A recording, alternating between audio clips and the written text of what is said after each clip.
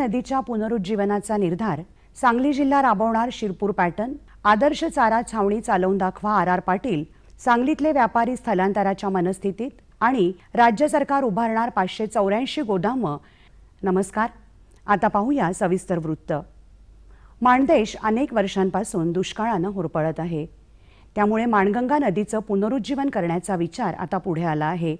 या संदर्भात सातारा, सांगली आणि सोलापूर या तिन्ही जिल्ह्यांच्या जिल्हाधिकाऱ्यांची शिखर समिती स्थापन केली जाणार आहे। आंतरराष्ट्रीय कीर्तीचे जलतज्ञ राजेंद्र सिंह यांनी राजस्थानप्रमाणे सातारा आणि सांगली जिल्ह्यातही जलक्रांती करण्यासाठी सर्वतोपरी सहकार्य करण्याचं आश्वासन दिलं आहे। माणगंगा नदीचा उगम माण तालुक्यातल्या कुळकजाई इथं होतो। 164 किलोमीटर अंतर वाहत जाऊन ती पंढरपूर तालुक्यातल्या सरकोली इथं भीमा नदीला मिळते। उगमापासून आटपाडीपर्यंत सातारा जिल्ह्यातल्या नदीचा प्रवास 71 किलोमीटर आहे। या दरम्यान 18 गावं आहेत। या गावकऱ्यांच्या सहभागातून अनेक उपाययोजना हाती घेतल्या जाणार आहेत। त्यासाठी विविध विभागांमार्फत उपाययोजना राबवण्यासाठी आराखडा तयार केला जाणार आहे। सांगली जिल्ह्यात जलसंधारणाच्या कामासाठी शिरपूर पॅटर्न राबवण्यात येणार आहे।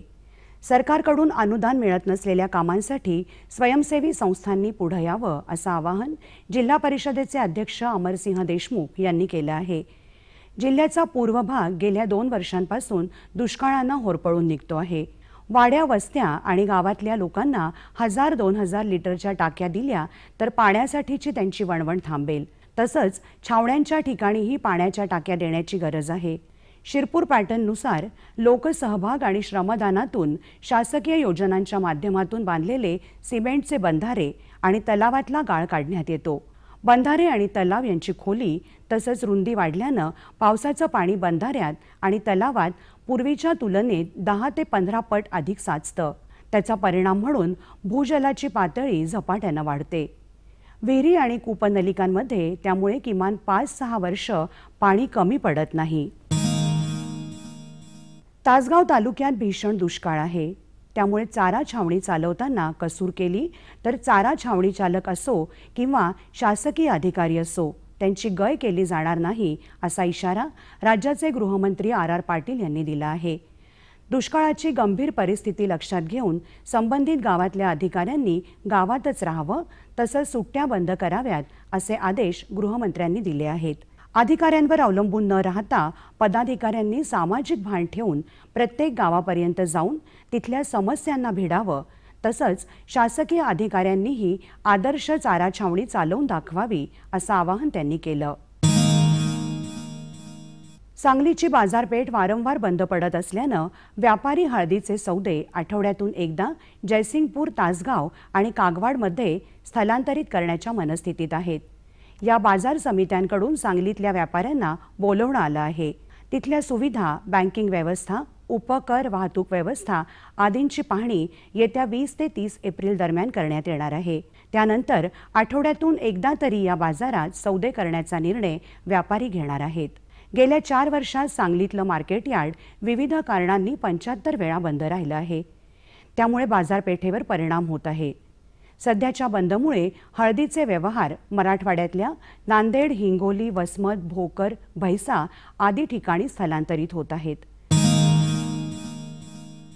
राज्य सरकारनं 584 गोदामं उभारण्याचा निर्णय घेतला आहे। प्रस्तावित अन्न सुरक्षा कायदा आणि अन्नधान्य साठवण्याची भविष्यातली गरज लक्षात घेऊन सरकारनं हा निर्णय घेतला आहे। या गोदामांची अन्नधान्य साठवण्याची एकूण क्षमता 5,96,000 टन असेल। त्यासाठी सुमारे 2000 कोटी रुपयांच्या निधीची तरतूद करण्यात आली आहे।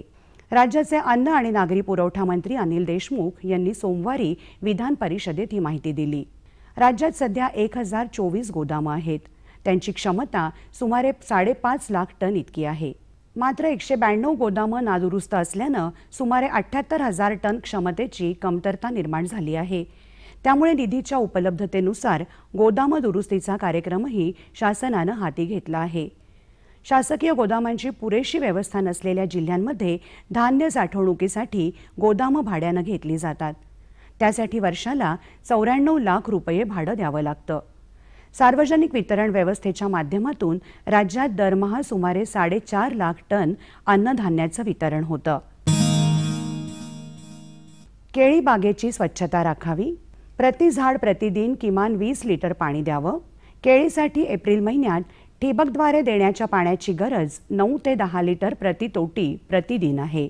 टोमॅटो या पिकावर करपा रोगाचा प्रादुर्भाव आढळून आलेला आहे. या रोगाच्या नियंत्रणासाठी मँकोझेब 25 ग्रॅम प्रति 10 लिटर पाण्यात मिसळून 10 ते 15 दिवसांच्या अंतरानं 4 फवारण्या कराव्या.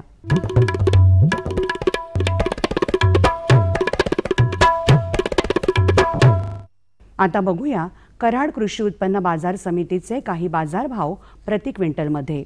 बटाटा कमाल 1700 रुपये, किमान 1200 रुपये. भेंडी कमाल 3000 रुपये, किमान 2800 रुपये. फ्लावर कमाल 1000 रुपये, किमान 900 रुपये. कांदा कमाल 1400 रुपये, किमान 1000 रुपये. कारले कमाल 3200 रुपये, किमान 3000 रुपये. टोमॅटो कमाल 1200 रुपये, किमान 800 रुपये. वांगी कमाल 1200 रुपये, किमान 1000 रुपये. आणि घेवडा कमाल 3000 रुपये आणि किमान 2200 रुपये. कृषी बाजारभाव विषयक अधिक माहितीसाठी www.agmarknet.nic.in किंवा www.msamb.com या संकेतस्थळाला भेट द्या.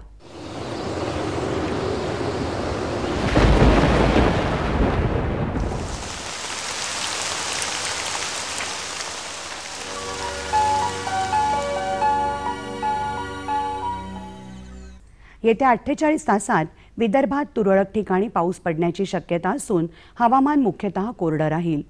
कोकण, मराठवाडा आणि मध्य महाराष्ट्रात हवामान कोरडं राहील. विदर्भातील कमाल तापमानात 2 ते 3 अंश सेल्सिअसनं वाढ होण्याची शक्यता आहे. राज्यातल्या काही प्रमुख शहरांचं कमाल आणि किमान तापमान अंश सेल्सिअसमध्ये पुढील प्रमाणे. मुंबई 33-21, पुणे 38-21, नागपूर 41-28, नाशिक 39-23, औरंगाबाद 40-24, कोल्हापूर 35-19, सांगली 40-24, सातारा 34-18 आणि सोलापूर कमाल तापमान 40 अंश सेल्सिअस तर किमान तापमान 28 अंश सेल्सिअस राहण्याची शक्यता आहे. हवामान विषयक अधिक माहितीसाठी भारतीय हवामान विभागाच्या www.imd.gov.in या संकेतस्थळाला भेट द्या. या होत्या आजच्या कृषी वार्ता. पुन्हा भेटूया पुढील भागात. तोपर्यंत नमस्कार.